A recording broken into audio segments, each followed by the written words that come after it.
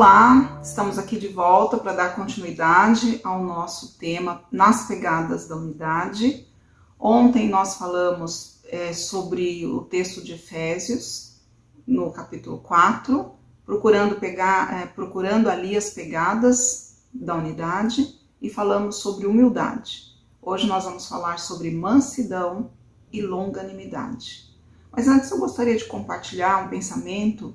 Eu estava refletindo sobre o vídeo de ontem, também sobre o que nós vamos falar hoje, e eu fiquei pensando que às vezes pode parecer temas muito simplistas.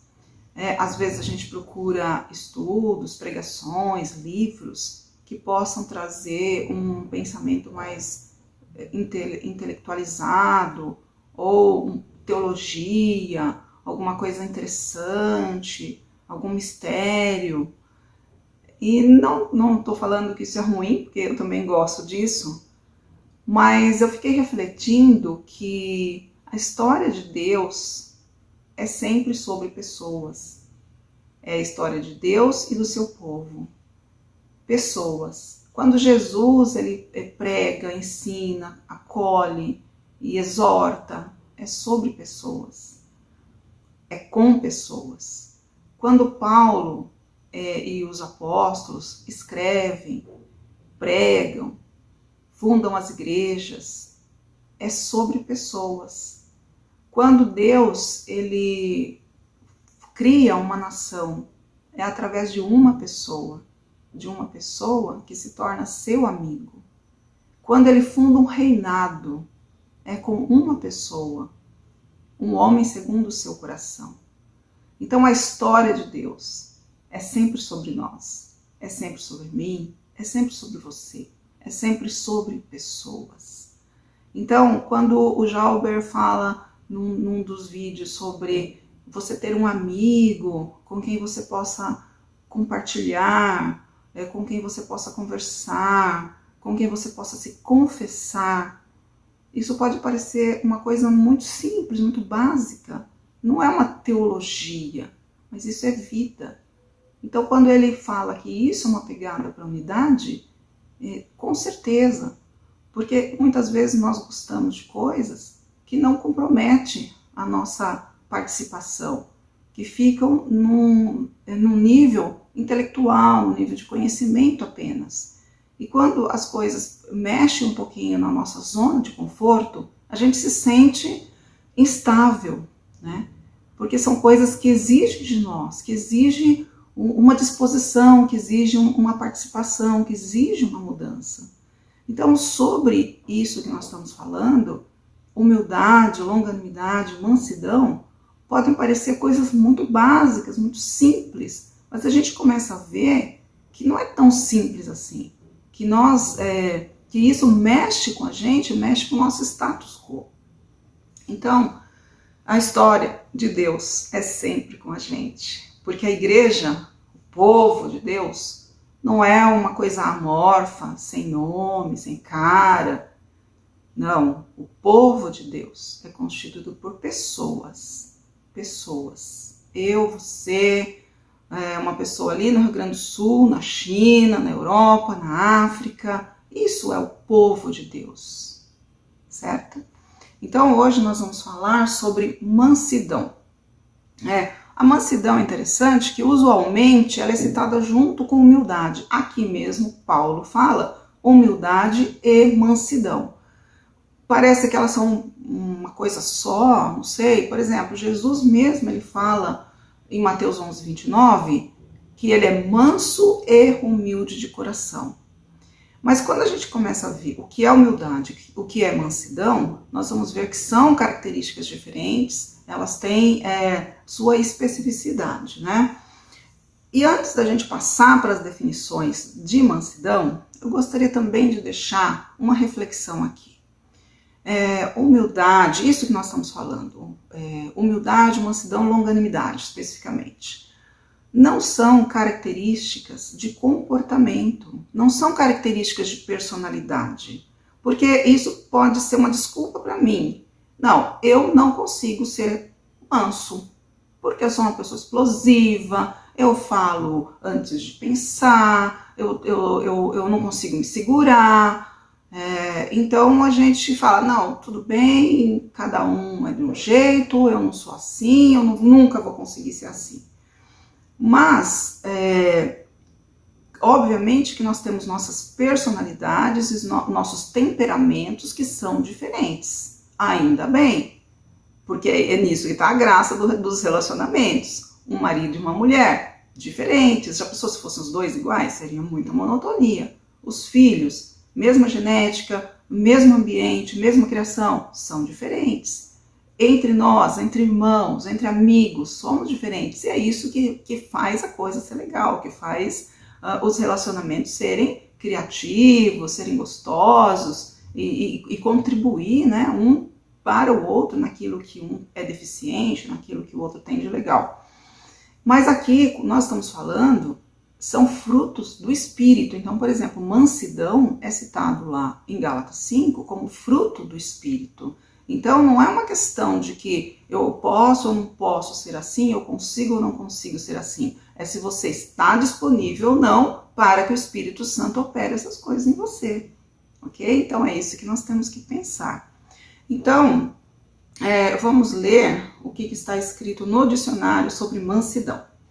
Estado de alguém que tem controle e domínio sobre seu temperamento e atitude. Calma, paciência, controle da situação, domínio próprio. Às vezes a gente acha que a palavra mansidão, ou uma pessoa mansa, é uma pessoa medrosa, uma pessoa sem iniciativa, que não é proativo, que é procrastinador. Mas Jesus diz que ele é manso.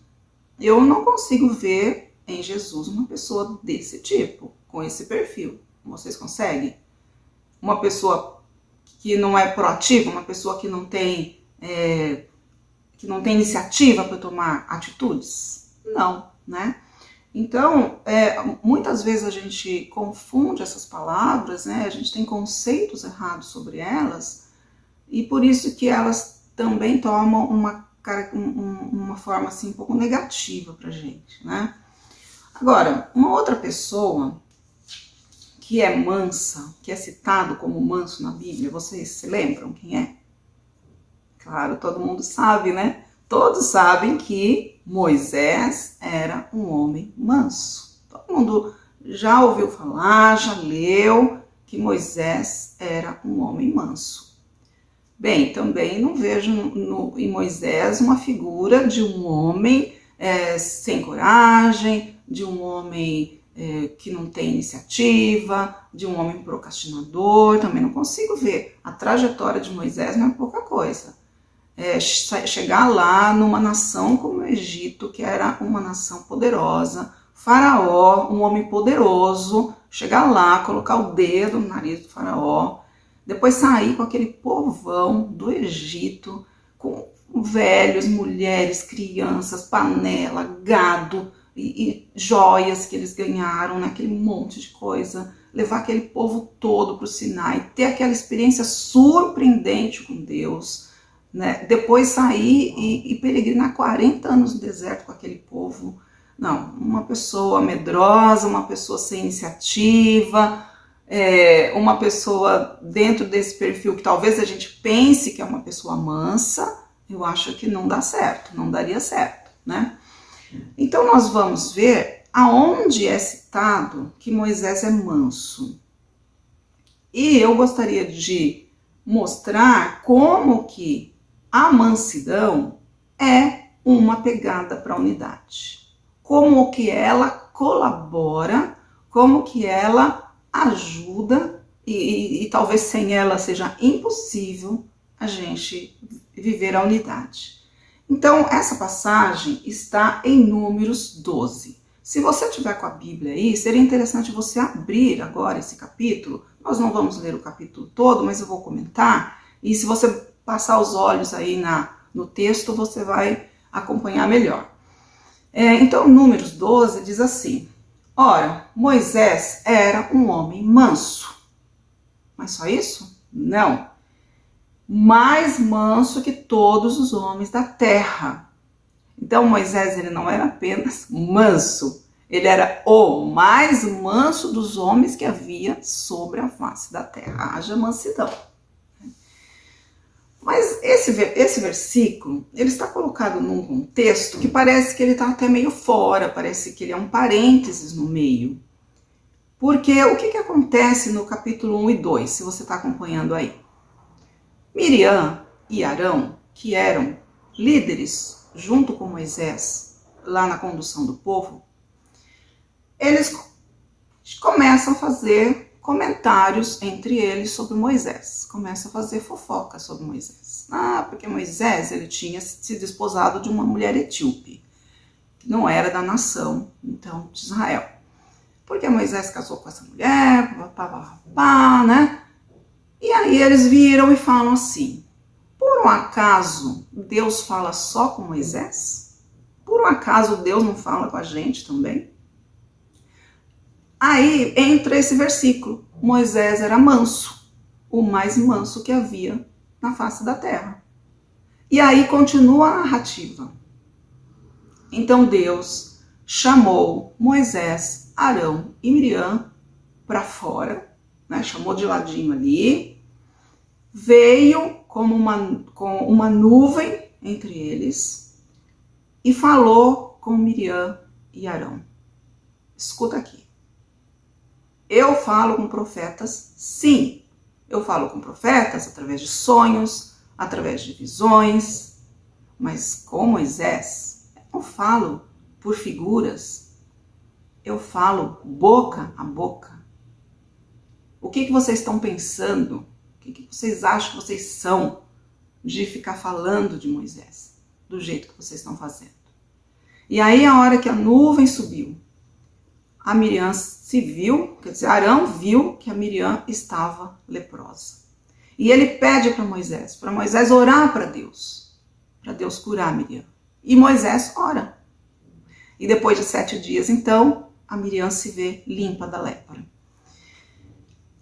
Nós vemos aqui como a mansidão corroborou para que não houvesse um racha, para que não houvesse uma quebra da unidade, porque a unidade estava em risco ali, vocês concordam? Aqueles 3 que estavam ali à frente, que estavam levando o povo para onde Deus queria levar. Era muito importante que eles estivessem em unidade de pensamento, de sentimento, de objetivo. E aquele pensamento, aquilo que começou a florar entre Arão e Miriam, tinha tudo para fazer com que houvesse uma desavença, um racha entre eles, e que pudesse depois ser transferido para o povo. Porque eles poderiam começar a falar de Moisés, começar a falar isso e aquilo e tal, e o povo começar a se dividir. Alguns, eu sou mais de Arão e de Miriam. Não, eu sou mais de Moisés. E nós teríamos um rompimento no meio do povo? Como seria isso? Então vejam só em que ambiente, em que momento, em que contexto a palavra de Deus nos mostra que Moisés era um homem manso. Então, é interessante porque eu li uma definição sobre mansidão que eu gostei, que eu achei muito interessante. Que ele fala assim, que mansidão é força sob controle. Muito interessante, porque Moisés, Jesus, eram pessoas fortes. Eles não eram medrosos, mas eles eram mansos. Então, a força deles estava sob controle. Então, isso é um fruto do Espírito. Então, em situações de estresse, de discussão de ideias, de opiniões, se não houver um clima de mansidão, corremos o risco de ter quebra de unidade. Quantas igrejas, talvez, quantos ministérios, quantos lugares, quando houve uma situação semelhante a essa, entre Moisés, Arão e Miriam, e que se tivesse havido mansidão, ter sido dado um tempo para Deus. Porque Moisés, não sei se ele sabia da fofoca de Arão e Miriam, se já tinha chegado nos ouvidos dele ou não, tal. Mas veja, Moisés não precisou sair em sua defesa. Moisés não precisou ir lá brigar com Arão e Miriam. O que vocês estão falando? O que vocês têm a ver com isso que eu casei com uma mulher etíope? Moisés não precisou fazer isso, porque Deus veio, Deus interviu, Deus resolveu a situação. Então, talvez alguns momentos de risco, de quebra de unidade. Quem sabe se a gente, a mansidão imperar ali, e a gente esperar Deus falar, a gente esperar Deus agir, talvez não aconteça a separação, talvez não aconteça essa quebra, quem sabe? Nós não sabemos, a gente não sabe em que situação aconteceram tantas divisões na igreja, mas eu acho que isso é uma boa reflexão pra gente, né? Porque num clima de ira e de intemperança, que são opostos da mansidão, nós não podemos gerar, alcançar a unidade, né? Não gerar a unidade, porque Paulo fala que é a unidade do Espírito, lá em Efésios 4, né? Então a unidade é do Espírito, mas ele fala que nós devemos procurar, preservar a unidade do Espírito. Então, com ira, com intemperança, nós não podemos fazer isso. E agora nós vamos falar sobre longanimidade. Que palavra comprida é essa, né? Eu acho que é uma palavra muito comprida, né? Longanimidade, a gente fala até meio abreviado, assim, né? Porque, mas ela é tão mal entendida, eu acho que tão mal falada assim, pouco falada, pouco compreendida, pouco citada, pouco estudada por nós. E ela também está entre os frutos do Espírito citados ali em Gálatas 5. Assim, quando eu comecei a ler sobre longanimidade, comecei a me aprofundar um pouquinho nisso, eu vi que é algo que nós precisamos urgentemente hoje. Precisamos na igreja, sim, porque é um fruto do Espírito. Mas nós vamos ver aqui, né, sobre o conceito de longanimidade, como falta longanimidade hoje na humanidade, na sociedade e, eu temo dizer, na igreja. Então, um dos conceitos de longanimidade é suportar contrariedades em benefício de outrem. Suportar contrariedades. Eu não sei, mas eu acho que a gente não gosta de ser contrariado. Nós não gostamos de sofrer contrariedades. E aqui está dizendo que nós suportamos a contrariedade, ou seja, se ela acontecer, nós vamos suportar aquilo em benefício de outras pessoas. Quando ele fala outrem aqui no dicionário, não é de outro especificamente. Eu vou suportar a contrariedade em função de um outro específico, em função do meu marido, do meu filho e tal. Não, em benefício de outrem, em benefício de qualquer pessoa. Eu vou suportar a contrariedade em benefício de qualquer pessoa. Então, nós não gostamos de sofrer contrariedades, né? E o oposto, eu acho assim que a falta de longanimidade gera intolerância. E eu acho, vocês vão concordar, que intolerância é a palavra de ordem da vez.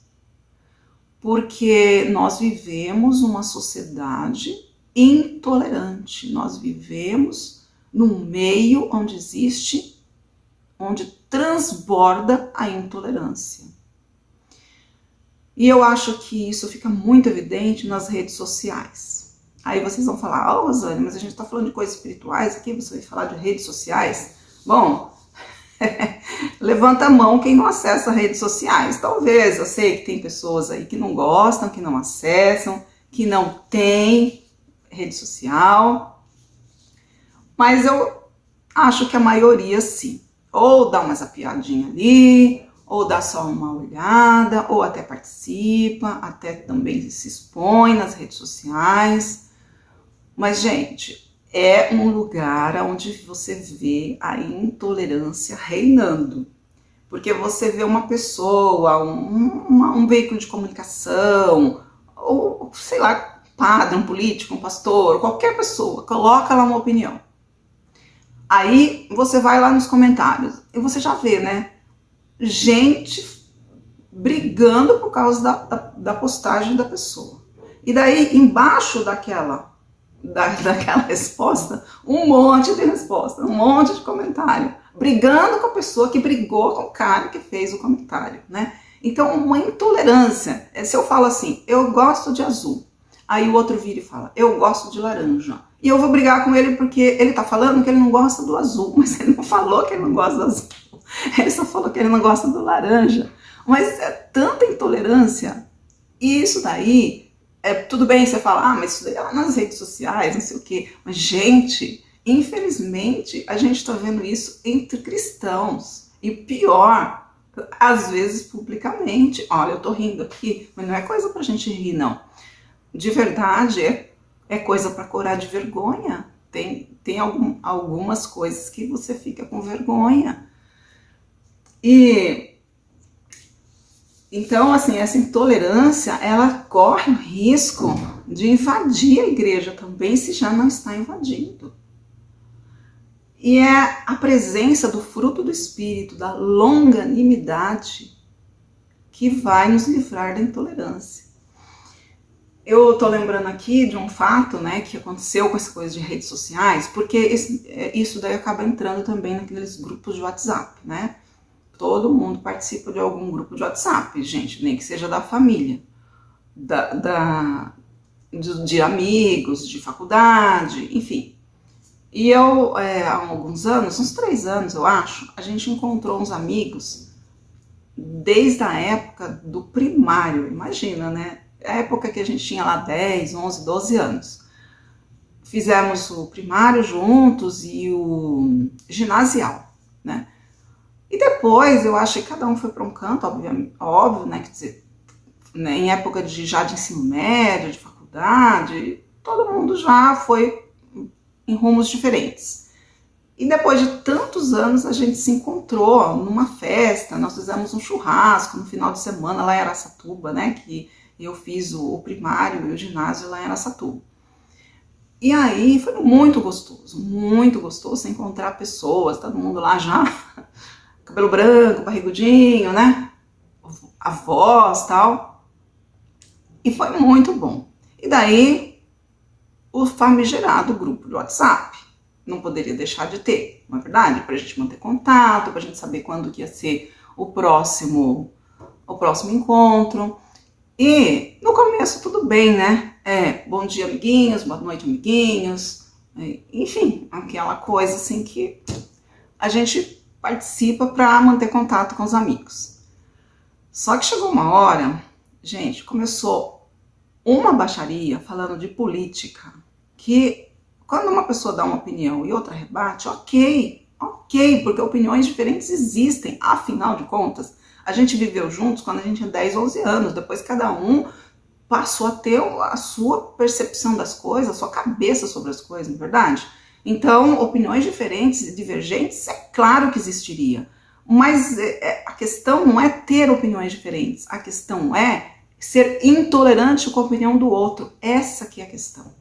E aí começaram a xingar, a ter xingamento. E daí, não contente porque não dava para escrever em texto, porque era muita coisa, mandando vídeos imensos. Eu falei, não, vocês, tipo, eu não tenho a obrigação de ficar ouvindo e de ficar vendo essas coisas, né? E eu saí do grupo, acabei falando com algumas pessoas em particular, que eram mais meus amiguinhos da época, né? Minha turma de vôlei, minha turma de trabalhos escolares. Falei com eles, falei, olha, eu vou sair do grupo, mas eu quero manter contato com vocês, né? E isso corre o risco de acontecer, né, gente? Corre o risco de acontecer até com a gente, até com os cristãos. Então, eu gostaria, assim, de falar um pouquinho sobre uma experiência recente que nós tivemos, que me fez pensar muito sobre... Quando eu fui convidada para falar sobre as pegadas da unidade, eu já tinha no meu coração que eu ia falar sobre Efésios 4. Porque já faz muito tempo que Deus fala comigo sobre isso. Então, já era a minha escolha. Mas nós tivemos uma experiência recente, que foi a partida de um amigo nosso, de um amigo de comunhão, de um irmão em Cristo, de uma pessoa da nossa convivência desde a juventude, que muitos que estão assistindo conhecem, que é o Ailton. Nós vivíamos num grupo, temos um grupo onde nós temos amizade desde muito jovens. Inclusive, quando eu comentei com a minha filha, ela falou: nossa, mãe, deve estar sendo difícil para vocês, né? Porque vocês são como irmãos. E eu falei: é verdade, Bruna, nós somos como irmãos. E como irmãos, a gente, e como pessoas diferentes, obviamente, nós temos divergências de opinião, temos pensamentos diferentes, personalidades diferentes. E particularmente nesses dias, nós estávamos conversando sobre alguns assuntos que eram um pouco calorosos, né? A gente estava conversando sobre alguns assuntos que, inclusive, dizem respeito à unidade.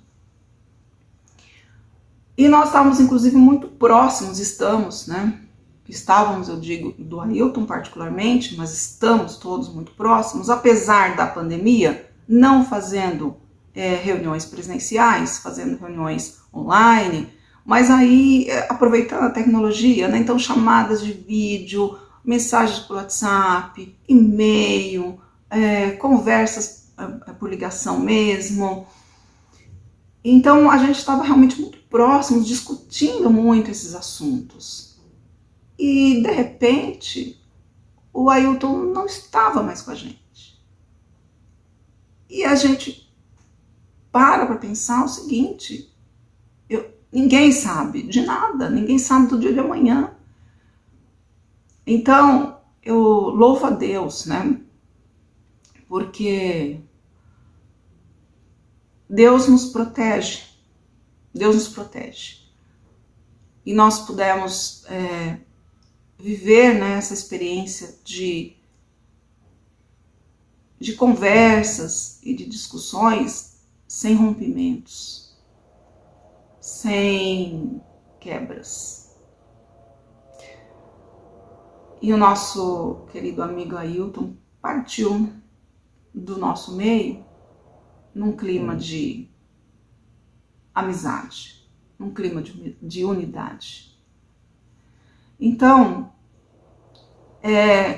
quais são as coisas pelas quais nós temos que brigar mesmo, né, gente? Quais são as coisas pelas quais nós temos que sair em defesa?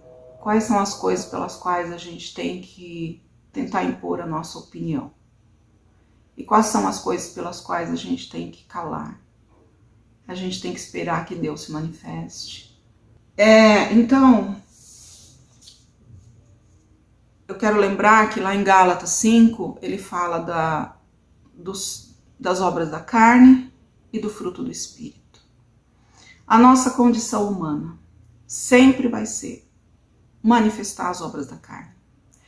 E é interessante porque das 15 coisas citadas ali, se eu não me engano, metade, quase metade, são atitudes que ferem a unidade. Então, por exemplo, fala sobre inimizades, maledicências, ciúmes, invejas.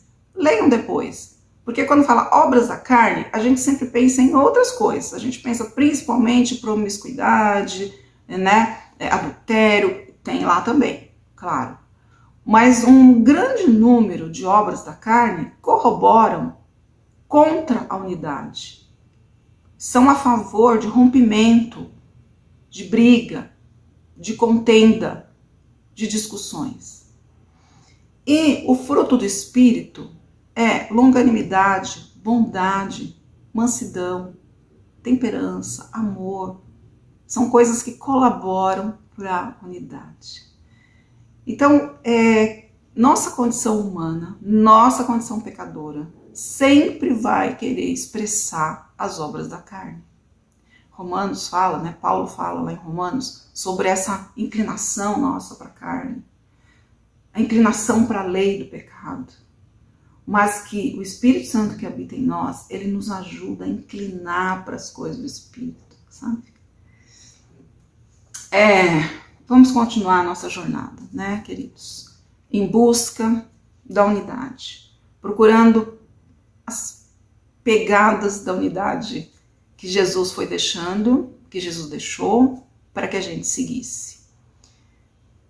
Que Deus nos ajude, que Deus nos inspire, que a gente ainda vai ter aí, durante esse ano, ainda palavras, falar na palavra e reflexão, palavras sobre isso, que Deus nos ajude a discernir, a encontrar essas pegadas e, mais do que isso, seguir as pegadas. Amém? Então, uma boa noite a todos. Obrigado por ficarem aqui até o final. Deus abençoe. E até o mês que vem, no próximo Palavra e Reflexão.